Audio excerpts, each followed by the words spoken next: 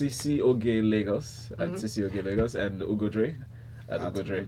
Yeah, there you simple go. as that. It's not complicated. We are jumping into this morning's stories. Don't forget to chat with us using that hashtag freshlypressed981 and go over to YouTube where we are streaming live right now. Just type into your search box Smooth 981 FM Lagos. Mr. Ireti, our first story is about the mystery suit that has been threatening the river's population, and this is a special report from the Vanguard newspaper, and it goes on really to say that the state is currently in the news again after we know that sometimes we talk about River State in terms of criminality, gangs, but the suit, which has been falling from the sky for well over a year, which is some people are saying is carcinogenous. They're talking about where it's coming from, what it's causing, poisonous rain, so on and so forth. And it's rather worrying that nothing concrete seems to have been done since the citizens of River State, really, the indigents of River State, started complaining about this. What's your take on the story? Well, first of all, it isn't a mystery. We know what's causing it, so calling it a mystery already is already letting them down. But perhaps they say that because the government had shut down one factory last year, one that they said that was responsible for this mystery. It was a Chinese factory. It would still be silly to call it a mystery. I mean, you know, I think a secondary or primary school child knows that when you start getting black smoke in there, it's coming from somewhere, either burning or something. You know, so thank you, Jerry. So there you go. So you've got burning of tires, asphalt, illegal refineries. Apparently there are over 100 abattoirs in Port Harcourt and they burn tires. Did you know that? Many of them burn rubber tires to roast the meat. Good God.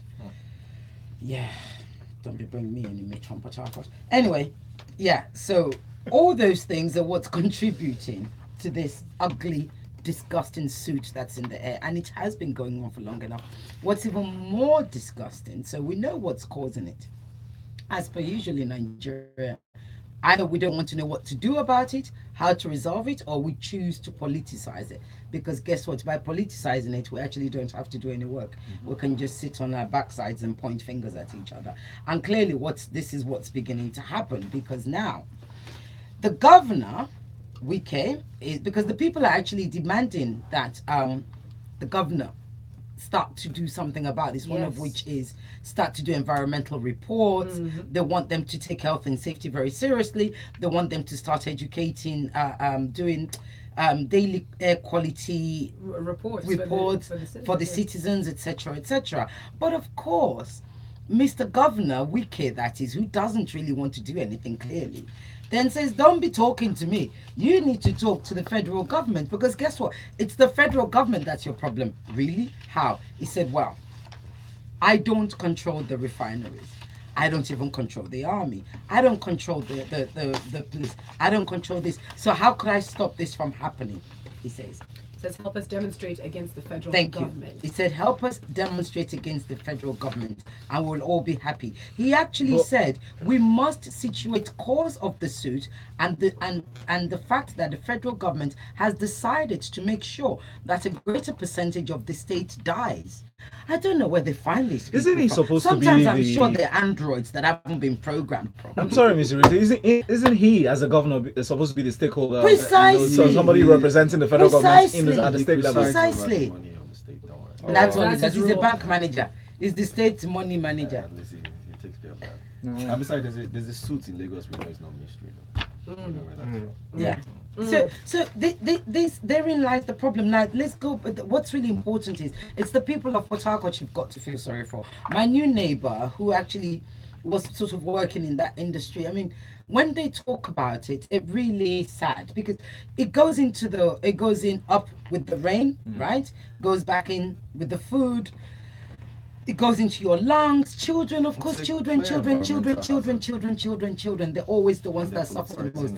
So somebody needs to actually maybe give this governor a smack in the backside and say, look, just do something. You need to stop pointing finger, because we elected you to represent us, and we don't really want to have to deal with federal government.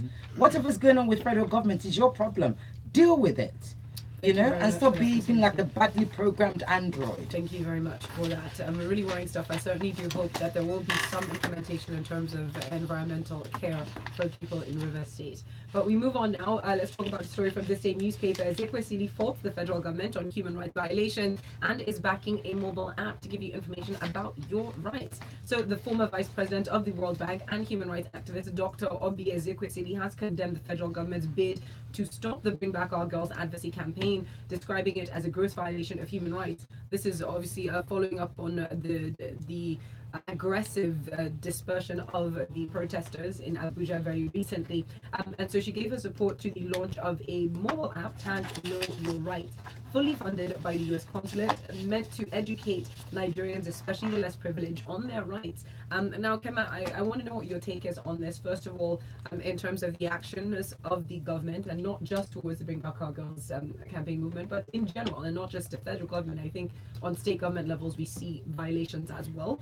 And then what role you think that mobile applications or technology has to play in helping citizens know their rights? Yes, Folu, I was actually reading a report yesterday, the 2017 Human Rights Report on Nigeria. And I almost started weeping when I was going through the report, because the things you saw in the report are the things you always see in the yearly reports. Nothing really changed, just the numbers changed. The numbers of missing people, the numbers of detentions just kept switching, but then everything else was the same arbitrary detention, the same extrajudicial killings, exploitation and abuse, torture, destruction of property. And I'm not talking about what's being done by hoodlums here. These things I just mentioned are the things being perpetrated by our law enforcement agencies, and it's really, really disturbing. Now I applaud Dr. Ezekwesili's efforts. I think she's doing her part. She's doing what every citizen should do. You come out, you speak up, you say your own, and God will bless her for her efforts.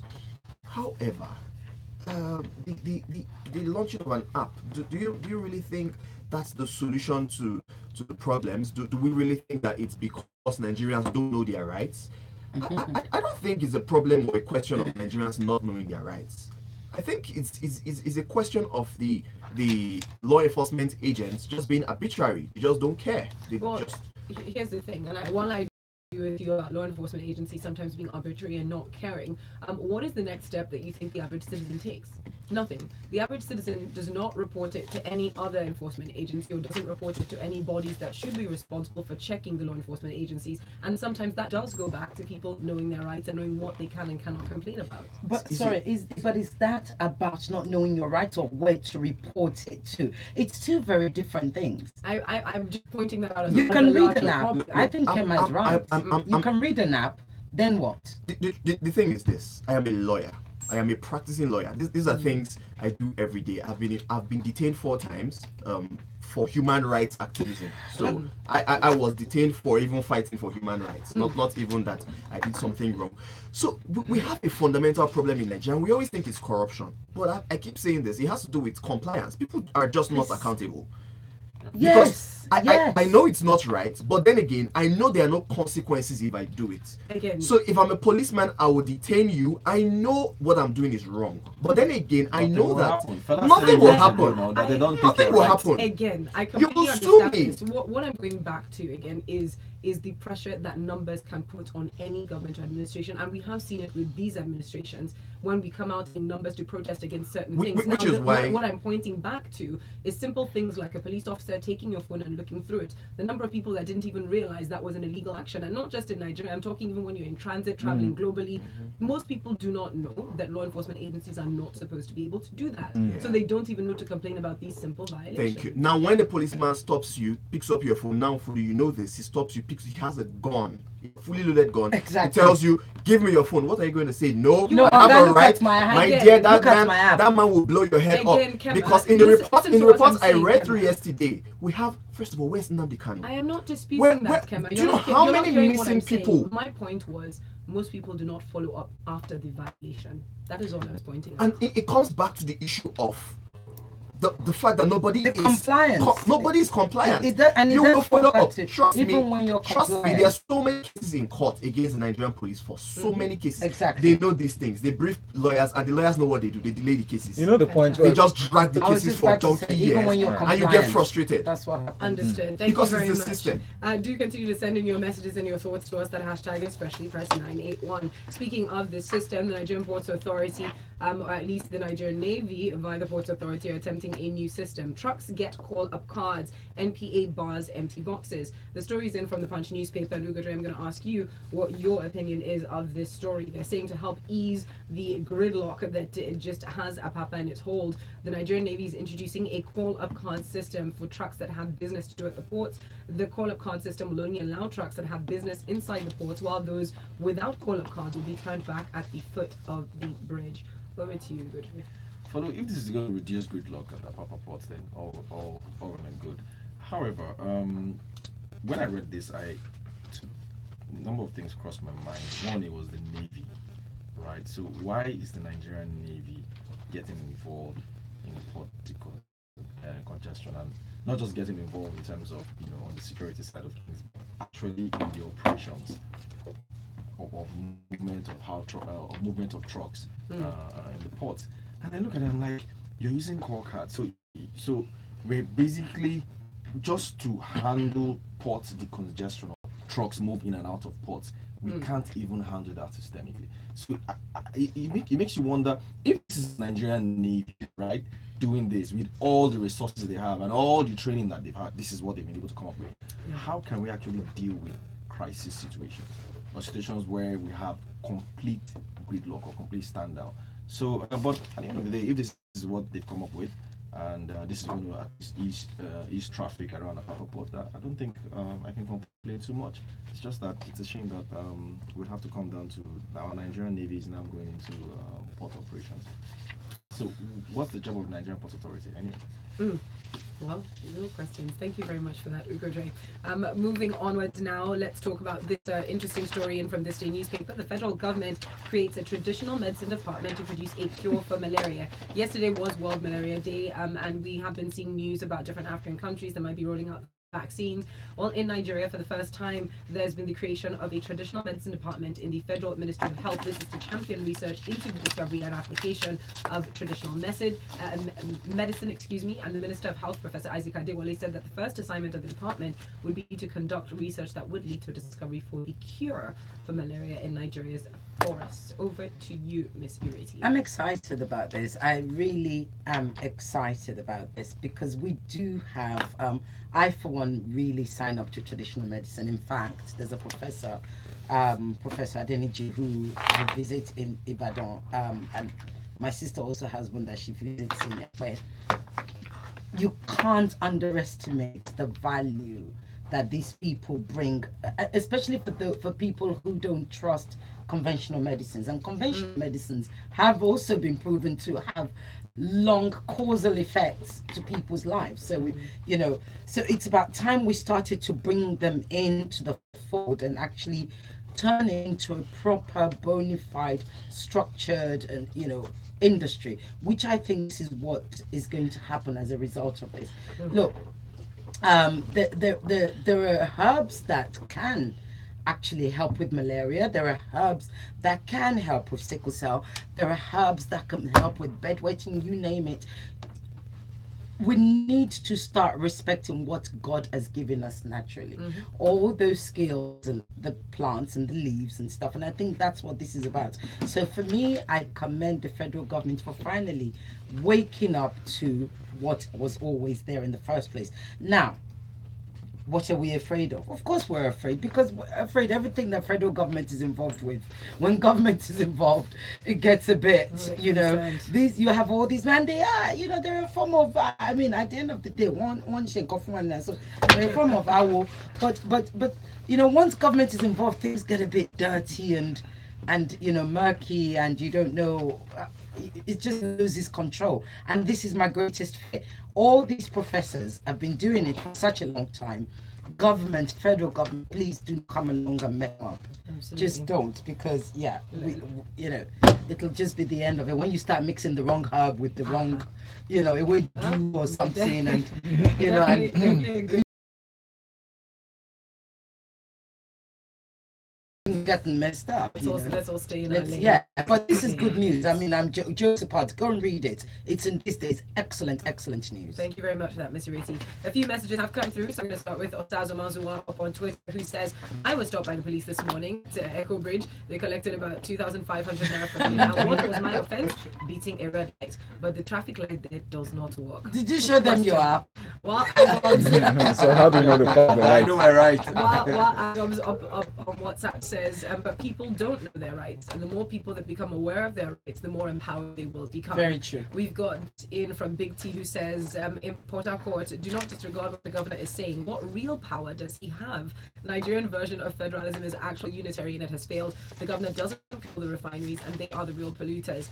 Big T, but he does control enforcement of certain acts within his state, and if that had happened in North, you best believe we'd all be shouting Ambote's name and he would do something about it. Precisely. Let's move on. He wouldn't actually wait for us to shout. That's the difference. Anyway, this one is from Punch. Kema, I'll come to you with this story. So judges do not need association. CJN insists. The Chief Justice of Nigeria, Justice Walter Onolen, yesterday explained why he rejected the proposal for the formation of associated Nigerian judges. So some judges actually were calling or rallying for support and asking that he constitute a body, something similar to the Nigerian Bar Association for lawyers.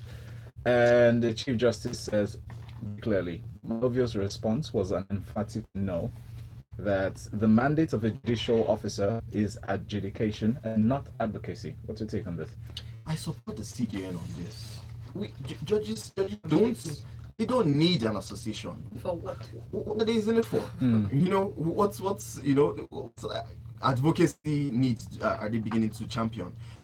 Rather than calling for an association, they should come together and tell themselves that, look, we are almost becoming obsolete. We're almost becoming a laughing stock in this country. Let us headlines from judges, CJN, you know.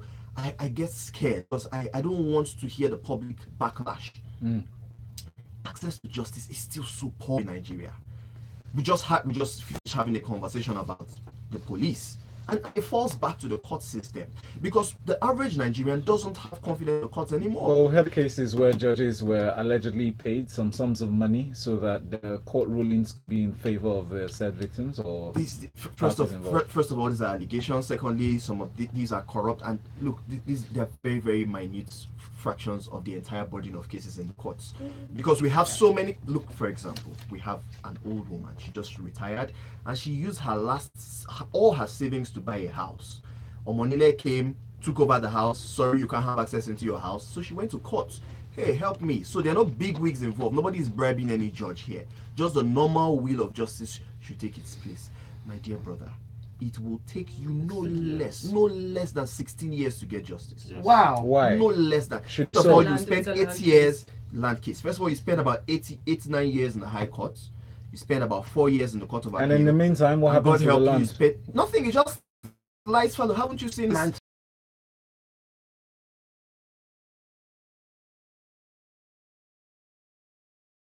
Made a laughing stock, and it makes me wonder.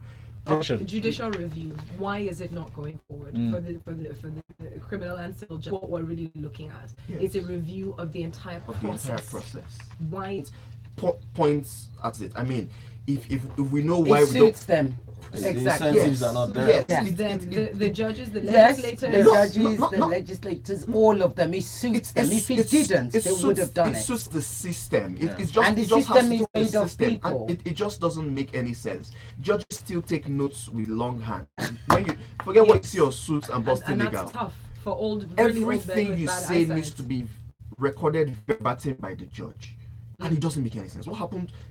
Sir, you can use your phone recorder. I mean, stenographers. So what hope is there for the judicial system? This is what they need to be looking into, not forming associations. All judges in Nigeria are blind. Oh God. miscarriage of justice. Now don't insult my profession. That's what I'm talking about. Let's respect it. But let's respect. Move on. Then something really serious needs to be done in this. All right. Yeah, Thank you very get much. glasses and Protected list that state governments should have to control. Is this another clamor for resource control, or is it?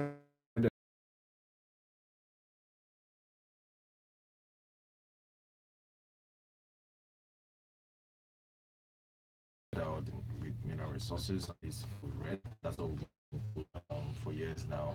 And the federal government has, over the last 3 or 4 decades, focused mostly on oil, right? Whereas we have a lot of mineral resources here, and the problem has always been having the economics that start to mine a lot of those resources, or perhaps give licenses and provide the right funding that is required to mine those resources. So state governments have for years said, look, I have minerals lying in my state. Why can't anyone mine them? What's stopping me? But I can't do anything because it's on an exclusive list. So you need federal government to start to put in the policies that you need to mine those resources and all. Personally, actually, I don't even think government should be involved in minerals at all. I actually think that if I buy land and I find tin or coal or whatever in there, it's mine. Absolutely. So I think government has claim to or royalties. Or Absolutely, whatever. I agree. That's what I believe in. So That's what it should yeah, be. because you have government involved in a lot of these things, you tend to have a lot of stop and growth. And to be frank, a lot of these laws that we've had were laws that were written years ago for different reasons. I actually think sometimes some of these laws were written as part of our part of the effects of to benefit. To benefit. Dominant, dominant master or whatever. But I No, think they that it's wrote time it we to start benefit them. Exactly. So it's time we start to change some of these things, and let's have laws that are more market oriented. I don't see any reason why if I have iron ore under my land, I shouldn't have benefits to mine it. All I need to just do is pay my taxes to the government, and that's enough. So All right. That's a nice idea. It's a nice idea if it's going to be carried through. Really We've got practical. messages coming through very quickly. Wingo says, good move by the federal government. For me, traditional medicine is the best and most effective cure for malaria. While this is in, also from WhatsApp, Jacob from Lekki says, for the sake that Governor Orson is amongst governors that endorse this current president for a second tenure, he has given himself -80 in the 2018 elections. Up on Twitter, Tunde Energy says, badly programmed Android. This is my sister, Cecile Gillis, has a way with words. Your description of Wike handling of the soup medicine Port Harcourt is just at bravo. God save Nigeria. While Lizzie at Southern Empress says, the environmental hazard is no joke, and I'm always afraid for my family. Receives the largest allocation from the federal government. So let the governor. The High Court in Abuja ratified the National Assembly's Electoral Act Amendment Bill of 2018, which sought to provide the order in which the Independent National Electoral Commission must conduct the 2019 elections. When he delivered this judgment, Justice Ahmed Mohammed held that the bill breach of provisions of paragraph 15 of the third schedule of the 1999 Constitution. He specifically said that the latter passage of the bill to reverse the electoral body's decision was in breach of principle of separation of powers as provided under the sections of the 1999 Constitution. Kema, can we go into this? Oh yes, we have a National Assembly that wants to take the job of the Budget Office, WrestleMania, and now INEC. So, but at least we've had the court come up to say that, look, no, that this is not within your powers. You're contravening paragraph 15A of the third schedule of the 1999 Constitution, which clearly, the law is clear. It's the INEC fixes dates for elections and all of these. However, there's a part I must quickly touch on. This thing was done this decision was made in February this year. April this year, we already have a court judgment. Same thing we just talked about. It serves them, the political class. It just go in 1 month, they get justice. But the average Nigeria gets 9 years. Thank you very much. We'll move on very quickly to this next story now. An update on killings. Representatives summoned Buhari, passed votes of no confidence in service chiefs. We're taking this from Premium Times. The House of Representatives Uniplenary yesterday resolved to summon the president, Muhammad. What the president said yesterday when he said, I condemn. That's actually the kind of statement we wanted to have been hearing from him all those months ago when it went from the start. He was still doing a little bit softy. Now, we know you condemn, sir. Now we need action. My thing is about action. If the action, what these what the reps are demanding for is that, look, we are saying if these service chiefs can't deal with this, sack them, bring them stronger ones, then yes, they have a right to do that. Okay. Whether Buhari will respond to that or not, I don't know. I mean, we don't have enough time to deal with this story. Yes. We can only say people go back and read it. But it is an interesting story. And I think at some point, actually, for you and Valentine, we will have to give a considerable time to actually discuss this Benue killings, Yes. because it can't just be headlines But anymore. it's worthy of note. We're waiting for the National Assembly to show up here. We have invited them again. They would be interested because we seem to have a particular slant when we talk about their stories and their issues. So please, they should come through, and then we can discuss things like this in more detail. And it's worthy of note that the National Assembly has passed to invite Somebody any took their member of the donkey, so executive. maybe Well, that's- not the president. Not the president. Not the president. All right, so moving on to Punch now.